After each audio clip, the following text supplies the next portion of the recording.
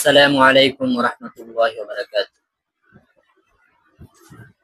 দুনিয়ার এই জীবন এত সহজ না, খুবই কঠিন। এখানে যেমন ভালো মানুষ রয়েছে, তেমনি খারাপ মানুষের উপস্থিতিও কম না। বলতে গেলে অধিকাংশ মানুষের মধ্যে এই খারাপ বিশেষণটি খুব বেশি। তো ভালো মানুষ যারা আছে তারা কি করবে?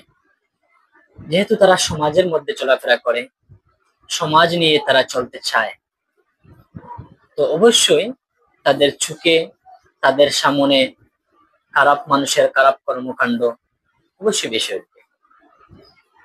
এই পর্যায়ে এসে একজন মুমিনের করণীয় কি? খারাপ কাজগুলো দেখার পরে একজন মুসলমানের আচরণ কেমন হওয়া উচিত, সে কি করবে?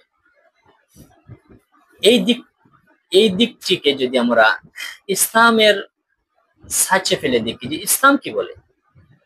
ইসলাম বলে যখন তোমাদের মধ্যে কেউ কোনো অনৈতিক কর্মকাণ্ড, খারাপ কার্যকলাপ দেখতে পায়, তখন সে হাত দ্বারা প্রতিহত করবে।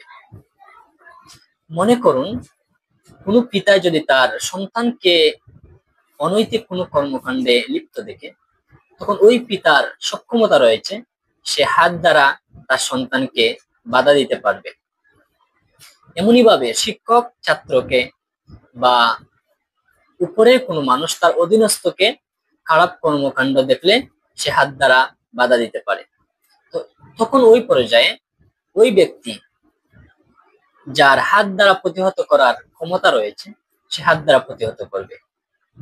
এখন যদি এমন অবস্থা হয় যে হাত দ্বারা প্রতিহত করার সুযোগ নেই, সক্ষমতা নেই, তখন সে কথার মাধ্যমে, নসিহতের মাধ্যমে, ওয়াজের মাধ্যমে বা আলোচনার মাধ্যমে সে তাকে ওই খারাপ কাজ থেকে বিরত রাখার চেষ্টা করবে।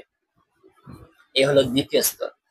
এখন যদি এমন দুর্বল হয়, সে মুমিন ব্যক্তি যদি এমন দুর্বল হয় তার সামনে একটা অনৈতিক কাজ হচ্ছে, অনৈতিক কাজ বলতে ধরেন আপনার সামনে কোনো মুসলমান মারামারি করছে, কেউ কাউকে গালি দিচ্ছে বা কেউ কাউকে প্রহার করছে অন্যায়ভাবে, আর আপনার ক্ষমতা নেই তাদেরকে বাধা দেওয়ার, আপনি একেবারে দুর্বল যে কোনো কারণে হোক, তখন আপনি অন্তর দ্বারা ঘৃণা করবেন যে তারা যে কাজটি করছে, তারা পার্টি গিয়ে তারা যে অনৈতিক কর্মকাণ্ডে জড়িয়ে আছে, এই কাজগুলো ঠিক না, গুনাহের কাজ, মন্দ কাজ। অন্তর দিয়ে আপনি ঘৃণা করবেন। আর এটাই হলো আপনার ইমানের সর্বনিম্ন স্তর। যে হাদিসের আলোকে এই কথাগুলো আমি বললাম, হাদিসটি হলো নবীজি সাল্লাল্লাহু আলাইহি ওয়াসাল্লাম বলেন, মান রাআ মিনকুম মুনকারান ফালইউগাইয়িরহু বিয়াদিহি। তোমাদের মধ্যে যে কেউ মুনকার, অনৈতিক কর্মকাণ্ড দেখে, সে যেন তার হাত দ্বারা প্রতিহত করে। ফাইন লাম ইস্তাতি' ফাবিলিসানি। সে যদি হাত দ্বারা প্রতিহত করার সক্ষমতা না রাখে, তাহলে সে যেন জবান ব্যবহারের মাধ্যমে এই খারাপ কাজ থেকে তাকে প্রতিহত করে। ফাইন লাম ইস্তাতি' ফাবিকলবিহি ওয়া যালিকা আযআফুল ঈমান। আর যদি সে হাত দ্বারাও পারে না, জবান দ্বারাও সে সক্ষম নয়, তাহলে সে যেন অন্তত অন্তর দ্বারা ঘৃণা করে। আর এটাই হলো তার ইমানের একেবারে দুর্বল স্তর।